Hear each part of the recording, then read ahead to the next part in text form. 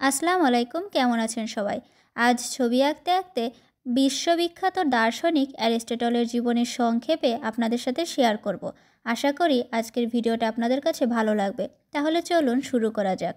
বিশ্ববিখ্যাত দার্শনিক অ্যারিস্টটল 384 খ্রিস্টাব্দে থারেস উপকূলীয় এস্টাগিরাস নামক এক গ্রিক উপনিবেশে জন্মগ্রহণ করেন। শুধু দার্শনিক হিসেবে খ্যাতিমান ছিলেন না তিনি, একই সাথে তিনি ছিলেন একজন বিদগ্ধ বৈজ্ঞানিক। বিশেষ করে জ্যোতির্বিজ্ঞান এবং পদার্থবিজ্ঞানের ক্ষেত্রে তিনি গুরুত্বপূর্ণ গবেষণা করেছিলেন।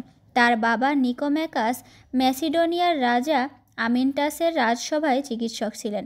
পিতার কাছ থেকে অ্যারিস্টটল ষোলবিদ্যার দীক্ষা নিয়েছিলেন।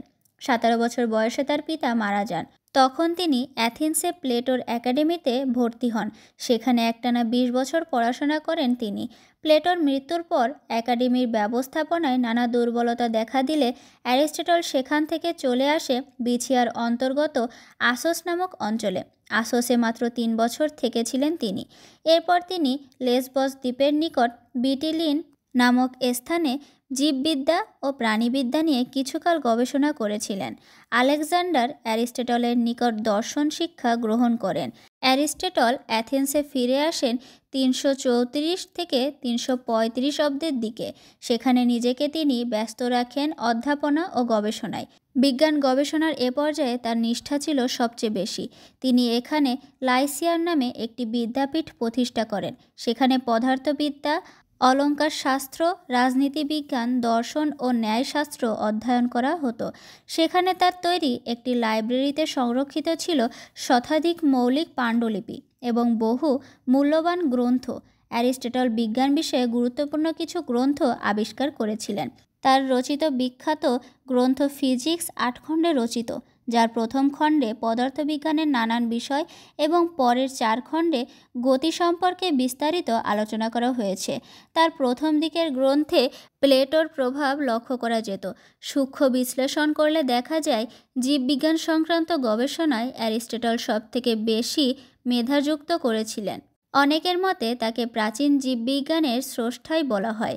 ডারউইনও অ্যারিস্টটলের বৈজ্ঞানিক চিন্তার প্রশংসা করেছিলেন। তিনি প্রায় 500 প্রাণীর নিখুঁত ও বিস্তারিত বিবরণ লিপিবদ্ধ করেছিলেন। এর মধ্যে প্রায় 50টি প্রাণী তিনি নিজে অপারেশন করে দেহ বৈশিষ্ট্যের ব্যাখ্যা লিপিবদ্ধ করেন। অ্যারিস্টটলই প্রথম ব্যাখ্যা করেন যে প্রজনন ক্রিয়ায় মায়ের প্রকৃত অংশ রয়েছে। এর আগে পিতৃপ্রধান সমাজে প্রচলিত ছিল পিতাই সন্তানের প্রকৃত জনক। মাতৃগর্ভে সঞ্চার শুদ্ধ আশ্রয় ও পুষ্টি সঞ্চারের জন্য। এছাড়াও জ্যোতিষশাস্ত্র এবং জ্যোতির্বিদ্যা নিয়েও গবেষণা করেছিলেন অ্যারিস্টটল। তিনি বলেছিলেন, বিশ্ব ব্রহ্মাণ্ড অসীম নয়, সসীম। যে বস্তুর গতি বৃত্তাকার সে অসীম হতে পারে না। তো কথা বলতে বলতে আজকে আমার পেন্টিংটাও প্রায় শেষের পথে। আজকে পেন্টিংটা আপনাদের কাছে কেমন লাগলো অবশ্যই কমেন্টের মাধ্যমে জানাবেন। আর ভিডিওটা ভালো লেগে থাকলে আপনাদের পরিচিতদের মাঝে শেয়ার করতে পারেন। আমার পেজে নতুন হয়ে থাকলে ফলো দিয়ে পাশে থাকবেন। আজকে এ পর্যন্তই, ভালো থাকবেন সবাই।